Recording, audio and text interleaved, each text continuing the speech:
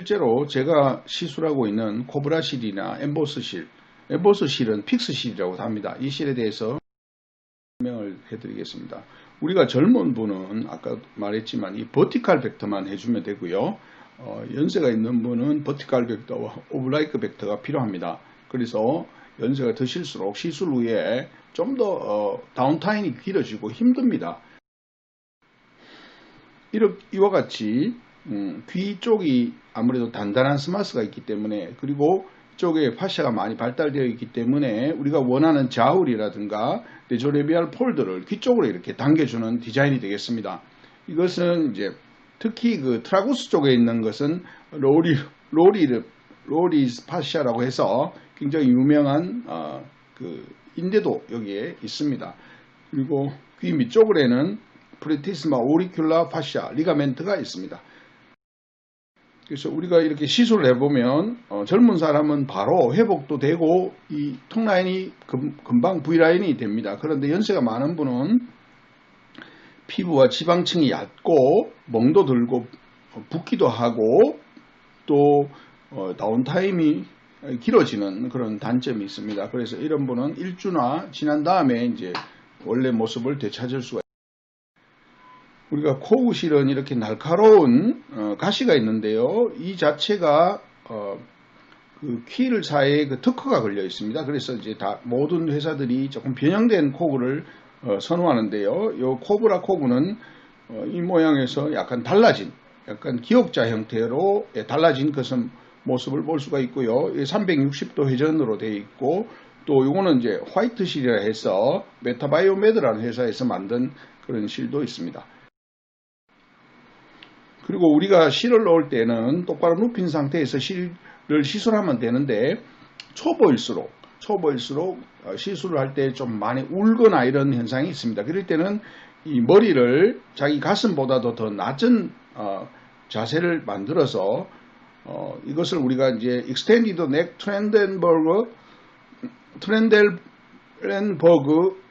포지션이라고 하는데요. 이렇게 되면은 얼굴에 있는 스마스층이 이렇게 펴지기 때문에 시술 후에 훨씬 더 울퉁불퉁한 것이 적다고 합니다. 그래서 이렇게 하시는 것을 권장합니다. 이 모습이 이제 코브라 코그의 모습인데, 이것이 조금 더 일반 코그보다 강력하다고 합니다. 그리고 엠보스 실은요, 아이디어인데요. 어떤 실이 있으면 그것을 외부 쪽에 가시가 있었잖아요. 근데 엠보스는 내부로 이렇게 카빙을 해버리면은요, 우리가 철조망에서 어떤 무엇이 걸리면은 움직이지 않잖아요. 그런 역할을 이용해서 만든 게 이제 엠보스 실이 되겠습니다. 혹은 픽스 실이라고 하고 엠보스 실이라고 해서, 이것은 이제 얼굴에 있는 지방 조직을 이렇게 혹은 그 스마스를 당긴 다음에 고정시켜주는 목적으로 씁니다. 그래서 요즘 이제 실리프팅이 얼굴을 당기는 그 리프팅 개념에서 약간 위치 변화를 시키시는 리포지셔닝 테크닉이라고 해서 리포지션하는 것으로 약간 변해가고 있는데, 이때 가장 중요한 역할을 하는 것이 이제 이 엠보스나 픽스. 그래서 이와 같이 이제 우리가 사용을 할 수 있겠고요. 이 안에 이제 아주 조직이 들어가게 되면 꽉 물려서 움직이지 않습니다. 그리고 이 실의 좋은 점은 구경이 작은데도 불구하고 실을 좀 굵은 거를 우리가 만들 수 있다는 것이 특징이 되겠습니다. 그래서 이렇게 음각이 되어 있어서 양쪽으로 이 파워가 이제 유지가 되기 때문에 사용하기에 굉장히 강한 힘을 우리가 가질 수가 있다는 것이죠. 그래서 픽스 실은 주로 이제 엠파인더스라는 회사에서 나오고, 엠보스 실은 여러 회사에서 나옵니다. 울트라 V에서도 나오고, 이렇게 주로 많이 쓰고 있고요. 여기 디자인을 한번 보시면은, 여기 코우 실은 버티칼 벡터로 쓰고요. 픽스 실은 약간 오블라이크 벡터로 쓰고 있죠. 그죠? 네, 그렇습니다. 그런 것은 이제 나중에 시술할 때 우리가 아이디어를 토론해 봐야 되겠고, 어떤 경우는 스캐폴드라고 해서 실 여러 가닥으로 된 실을 가지고 앞광대를 이렇게 만들어주는 이런 방법도 있습니다. 그래서 시술을 하고 나면요, 환자 얼굴은 되게 좋아진 것 같습니다. 그런데 결정적인 부분들이 좋아지지 않는 경우가 있습니다. 그러니까 얼굴이나 앞광대 이런 데는 좀 좋아질 수가 있는데 턱 라인 이런 데는 별로 안 좋아질 수가 있습니다. 이것은 왜 그러냐면 이 피부가 밑에 있는 조직들과 따로 놀기 때문에 그렇습니다. 이런 경우에는 얕은 피부층에 대한 시술을 따로 좀 더 해줘야 되는 것이 필요하겠습니다. 디자인의 랜드마크는 특별한 것이 없지만 그냥 임의상 정했다고 생각하십니다. 그래서 보통 우리가 실러올 때 라테랄 캔투스 앞쪽으로 가면 좀 불편하다. 또 귀와 입과 연결선 밑으로 가면 좀 불편하다. 이런 것이 이제 과거부터 있었던 랜드마크가 되겠고요. 버티칼 벡터로 이렇게 당길 때는 과거에는 라테랄 캔투스를 기준으로 하고 또 아이브로우를 기준으로 하고 해서 이것을 기준으로 해서 이렇게 아래로 이 실을 늘어뜨렸습니다. 근데 이것을 참고로 하고 실제로 하는 것은 이것을 약간 다르게 시술을 할 수도 있습니다. 그리고 십자 표시는 광대 쪽이 가장 튀어나온 곳을 말하는 것이고요. 광대 밑에 여기는 서브 자이고마 쪽은 항상 디프레션 되는 곳이 많거든요. 그래서 그것을 이제 표시한 것이 되겠습니다. 그리고 귀 앞으로는 슈퍼피셜 템포럴 아테리가 지나가고요.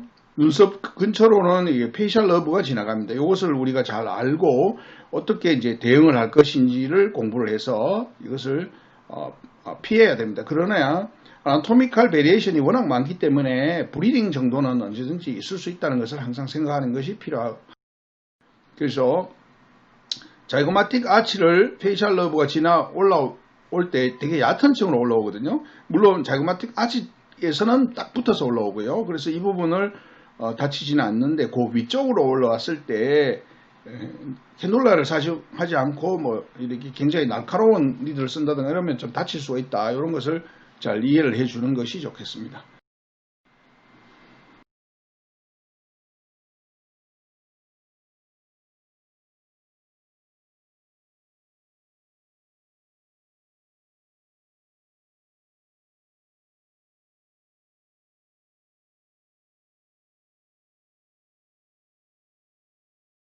스레드리프팅에서 특히 그 네조레비알 폴드를 당길 때 대한 디자인에 대해서 한번 생각해 보겠습니다.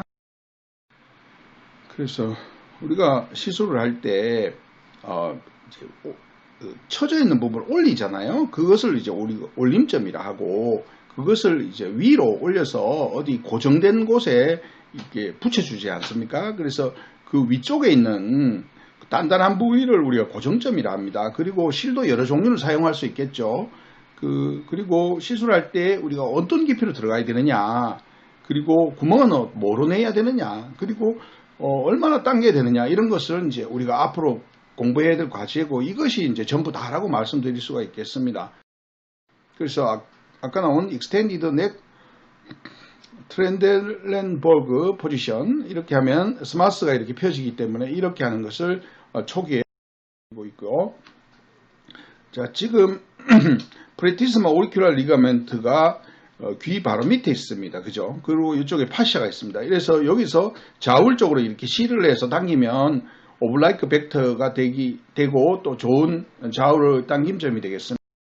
그것을 조금 더 위쪽에서 당기면 어떨까 해서 이제 아이디어를 낸 게 트라구스에서 당기는 건데요. 트라구스에는 로리르 파시아가 있습니다. 그리고 조금 더 위에 올리는 것은 이어 헤릭스에서 당기는 거죠. 그러면 약간 더 높아지겠죠. 그 다음에 이제 버티칼 벡터를 말씀을 드리면 라테랄 캔투스에서 헤어라인으로 이렇게 연결해서 여기에서 이렇게 밑으로 내리면 그것이 버티칼 벡터가 됩니다. 근데 요 라테랄 캔투스에서 내리는 건 너무 낮기 때문에 저는 아이브로우에서 내리는 걸 선호해서 이것을 표준점으로 잡고 있습니다. 그래서 1번이 아니고 2번이 저의 표준점이 되겠습니다. 2번과 그보다 1cm 위에 있는 헤어라인 3번을 저의 표준점으로 사용을 하고 있고, 그리고 이제 우리가 아래쪽은 이제 코구 실이고요. 요거는 아트라인이라고 하는 실이고요. 위에는 몰딩 실입니다. 그래서 어떤 것을 해도 효과가 세고요. 특히 이제 몰딩 실이 효과가 좀 더 강한 것 같습니다. 그래서 시술 방법은 두 개 다 어렵지 않고 너무너무 쉽습니다. 그래서 여러분들이 저를 만났으니까 제가 확실하게 이것을 가르쳐 드릴 거고, 부작용을 방지하는 법을 확실히 가르쳐 드리도록 그렇게 하겠습니다. 그래서 요게 코우실이고요. 요게 몰딩실입니다. 몰딩실은 확실히 그 몰드가 굉장히 강하죠. 그죠? 강하기 때문에 효과가 더 리프팅 효과가 유지 기간이 더 긴 것 같습니다. 자, 네조레비알 폴드는 이렇게 트라구스에서 실을 두 가닥 내서 이렇게 네조레비알 폴드를 당깁니다. 그러면 구멍 하나당 한 개를 내는 것이 좋으냐, 두 개를 내는 것이냐 좋으냐. 윤정현 선생님하고 저희들이 쥐실험을 해가지고 훨씬 더 두 개를 내는 것이 훨씬 파워가 세다는 것을 알았습니다. 그 이후로는 한 구멍에서 두 개 혹은 세 개의 실을 넣는 것을 권장하고 있습니다. 헬릭스에서 네조레비알 폴드를 당기는, 그 다음에 헬릭스와 트라구스에서 같이 이렇게 당기는 방법이 있습니다. 이 방법도 굉장히 좋은 방법입니다. 그리고 이제 우리 광대가 커지는 경우가 있지 않아요? 그래서 광대를 커지는 것을 피하기 위해서 커브를 넣는 것은 이제 우리 권한진 원장님의 아이디어 중에도 있습니다. 그래서 권한진 원장님의 아이디어는 오른쪽에 보시면은 커브는 아닌데 제일 위에 포인트가 제일 밑에 포인트하고 만납니다. 그죠?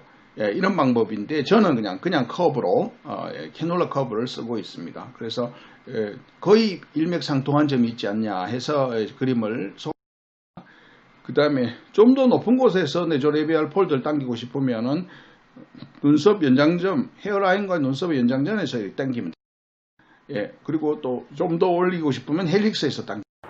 이와 같이 다양한 방법으로 우리가 시술을 할 수 있기 때문에 일단 본인이 할 수 있는 시술을 먼저 하고 그 다음에 상상력을 동원하는 것이 필요할 것 같습니다.